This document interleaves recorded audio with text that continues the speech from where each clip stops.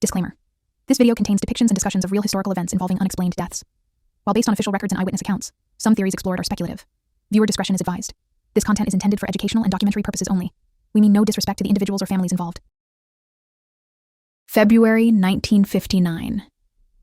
In the icy wilderness of Soviet Russia, 9 young hikers vanished during what should have been a routine expedition. They were experienced, disciplined, and well prepared for the journey, but none of them ever made it back. When the search teams finally found them, it wasn't just tragedy. It was something far stranger. Their tent had been slashed open from the inside. Their belongings were still neatly placed, untouched. But their tracks, barefoot, led away from the campsite into the snow. Their bodies were found scattered across the mountainside, some in only their underwear, others with broken ribs, shattered skulls, and internal injuries so severe they resembled the aftermath of a car crash. One woman was missing her tongue. 2 others had radiation on their clothes. There were no signs of struggle, no animal tracks, no conclusive cause of death. The Soviet government called it a compelling natural force, but the files were sealed. Witnesses were silenced, and for decades the truth was buried under layers of secrecy and speculation. What happened on that mountain? Was it a freak accident? A secret weapons test? A case of paranoia, madness, or something beyond explanation? This is the story of the Dyatlov Pass Incident, a tale of isolation, fear, and 9 lives swallowed by a mystery that has never been solved, and perhaps never will be. They were young, strong, and brilliant. 9 students and recent graduates from the Ural Polytechnic Institute in Sverdlovsk, the heart of Soviet academia. Most were in their early 20s. Engineers, radio specialists, physics majors. A group of friends bound not just by intellect, but by a shared thirst for adventure. At the center of the group was Igor Dyatlov, a 23-year-old radio engineering student and seasoned expedition leader. Calm, thoughtful, highly disciplined, Dyatlov was respected by everyone who followed him into the wilderness. The team's goal was ambitious: to reach the summit of Otorten, a remote peak in the northern Urals. The route was classified as a Category 3, the most difficult kind of winter trek sanctioned by Soviet hiking clubs. Completion would earn each of them the highest certification in ski tourism, a prestigious achievement in Soviet outdoor sports culture. They planned meticulously. Supplies were weighed, routes logged, equipment checked and double-checked. They carried diaries and cameras to document the journey, never suspecting that those photos and notes would one day become forensic evidence. On January 27, 1959, they set out on skis from the last outpost of civilization, Vizhai, a tiny Siberian logging settlement. From there, the landscape gave way to dense forest, jagged hills, and endless snow. Days passed. They kept careful records, journals, route maps, photographs of laughter around the fire and the vast, brutal beauty of the mountain. But on February 1st, as they approached the slopes of Kholat-Syakhl, a name which, in the local Mansi language, means dead mountain, something changed. They pitched their final camp on an exposed slope, not in the forest, where they'd have more shelter, but out in the open. An odd decision, one Dyatlov may have made to stay on course. That night, something happened. No one knows what. But it was enough to make 9 experienced hikers tear out of their tent in the middle of the night, barely clothed, and run into a deadly storm. They weren't amateurs. They weren't lost. But whatever they saw, or heard, or felt that night, was terrifying enough to make them flee everything they knew about survival. And they would never be seen alive again.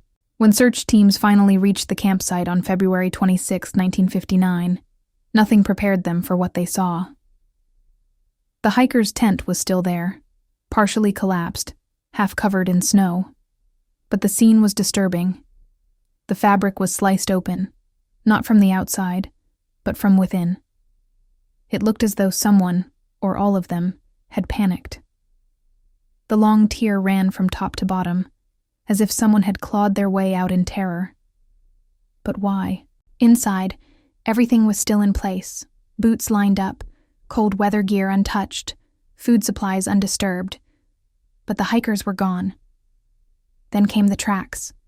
Footprints, some in socks, some barefoot, led away from the tent and down the slope.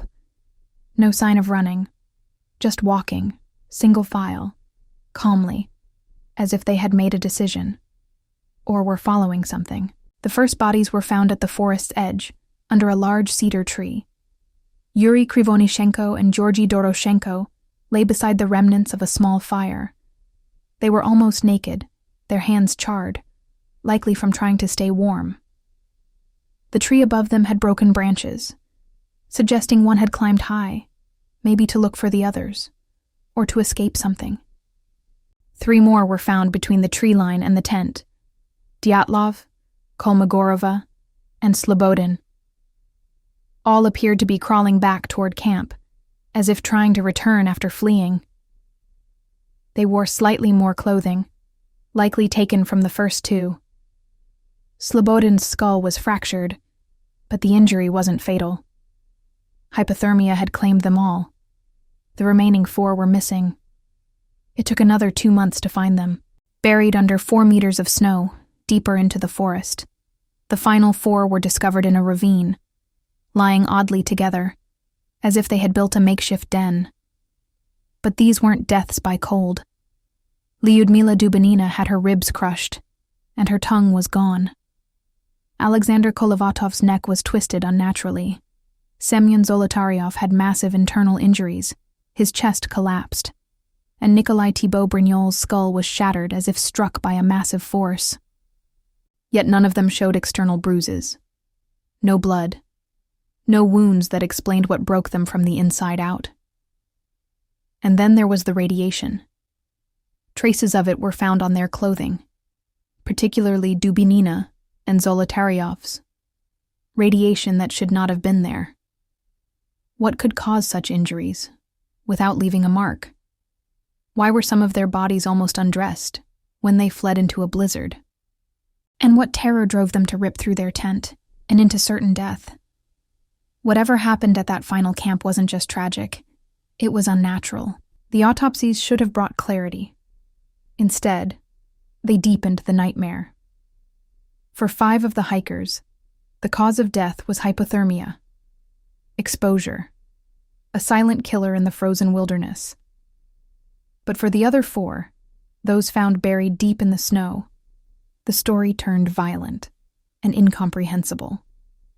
Nikolai Thibault-Brignol's skull was smashed with such force that experts compared it to the impact of a speeding car. Semyon Zolotaryov and Lyudmila Dubinina had their ribs shattered. Blunt force trauma that would have required more energy than a human could produce. And yet, their skin showed no external wounds, no bruises, no blood. It was as if something crushed them from the inside. Then came the most disturbing detail of all. Lyudmila was missing her tongue. It had been ripped out, possibly while she was still alive.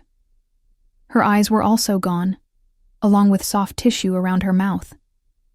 Official reports claimed these were natural results of decomposition. But in freezing temperatures, bodies don't decay like that. Not that fast, not that cleanly.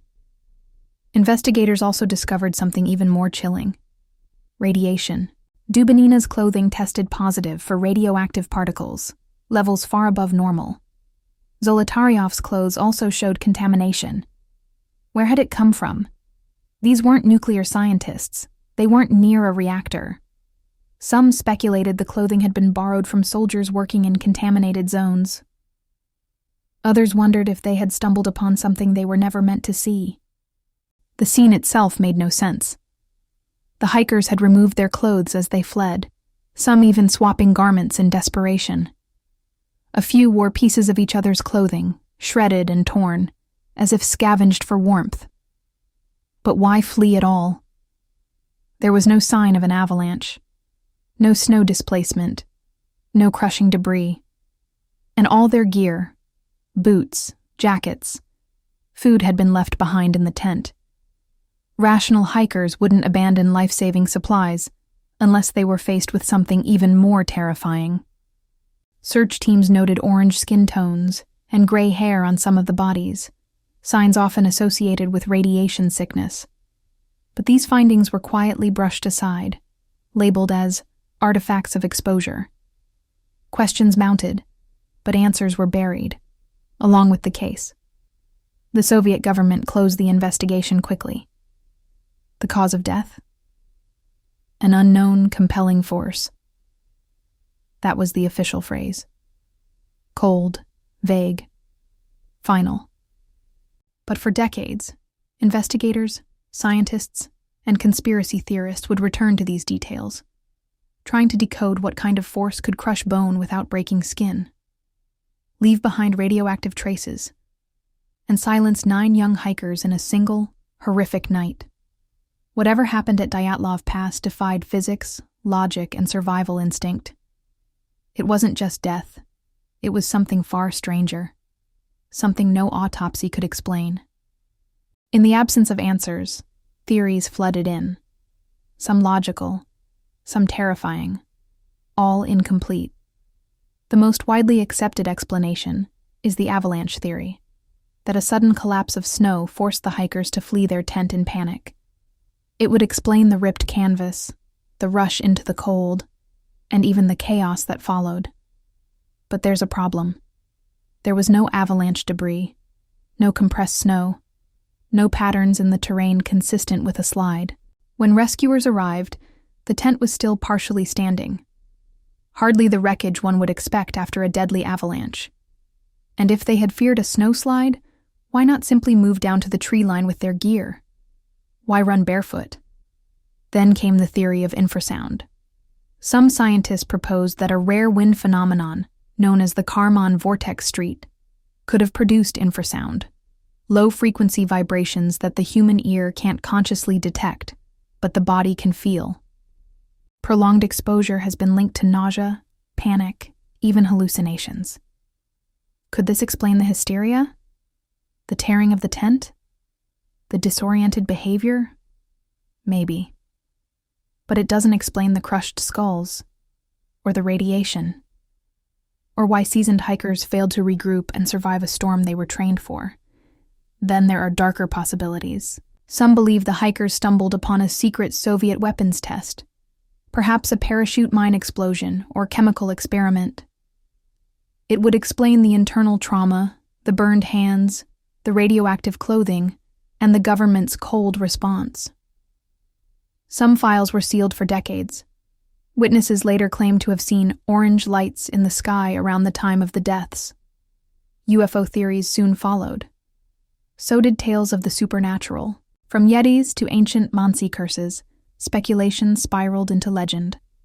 But behind every theory is a pattern, a kind of reaching. Each explanation fills one gap, but leaves another yawning open. The truth is evasive, slippery, fragmented. What makes the Dyatlov Pass incident so haunting isn't just the horror of it.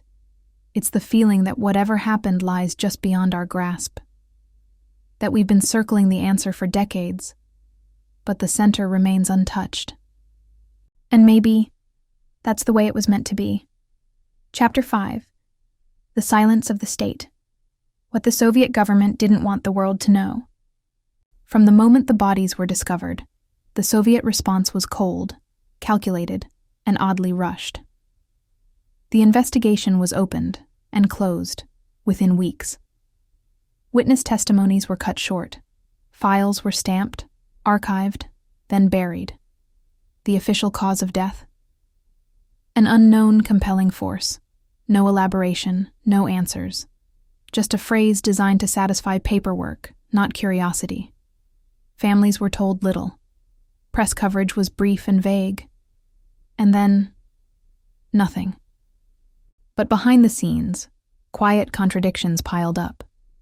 Some rescuers claimed the corpses had a deep tan, an odd effect for victims of hypothermia. Others recalled the metallic smell of radiation. One even mentioned the absence of eyes and a tongue being clean, surgical, like cauterization. Then came the military. Within days of the discovery, Soviet officials restricted the area around Dyatlov Pass. Geiger counters were used. Photographic evidence vanished. Autopsy reports were rewritten, and the case was sealed, classified, locked away for decades. It was only after the fall of the Soviet Union that pieces began to resurface. Archived documents were declassified. Eyewitnesses began to speak freely, and what they revealed only deepened the mystery. There were rumors of missile tests in the region, secret parachute mines, covert research projects hidden in the mountains. One report referenced strange glowing orbs in the sky on the night of the incident, reported by other hikers dozens of kilometers away. Could the group have stumbled onto something forbidden? Something they weren't meant to see? If so, the cover-up wasn't just bureaucratic. It was strategic. Silence preserved national security. Confusion discouraged questions, and a vague conclusion gave the world just enough to move on, without ever understanding what really happened. And yet, the files didn't stay buried. Not completely. In the early 1990s, amateur investigators, journalists, even former KGB agents began reopening the case. Their findings suggested misdirection, subtle manipulations of truth meant to steer the public away from whatever lay at the heart of the mystery. Perhaps the greatest clue isn't in what we found, it's in what they tried to hide. Because when a government chooses silence over clarity, it's not ignorance, it's intention. More than 60 years have passed since 9 young souls vanished into the frozen dark of the Ural Mountains. Their names are remembered, their faces captured forever in grainy photographs, smiling before the storm. Their journals speak of laughter, cold nights, shared songs, and nothing more. No hint of what would come, no final warning. And yet, what happened to them continues to haunt the world. Not just because they died, but because of how they died. And why no one, not scientists, not governments, not decades of investigation, has been able to explain it. There are theories, yes. Avalanche, infrasound, weapons testing, madness, murder, the supernatural. Each one fills part of the puzzle, but none complete it. The Dyatlov Pass Incident lives in that space between fact and fear, between what we can prove and what we feel in our bones to be true. It reminds us that not every question has an answer, not every life ends with understanding, and not every mystery wants to be solved. Perhaps they saw something they shouldn't have. Perhaps they heard something we were never meant to know. Or perhaps the mountains simply took them. Whatever the truth is, it remains buried beneath snow, silence, and shadow, waiting, watching, preserved in the cold. 9 set out into the snow. None returned alive. And perhaps the mountain still keeps its secrets,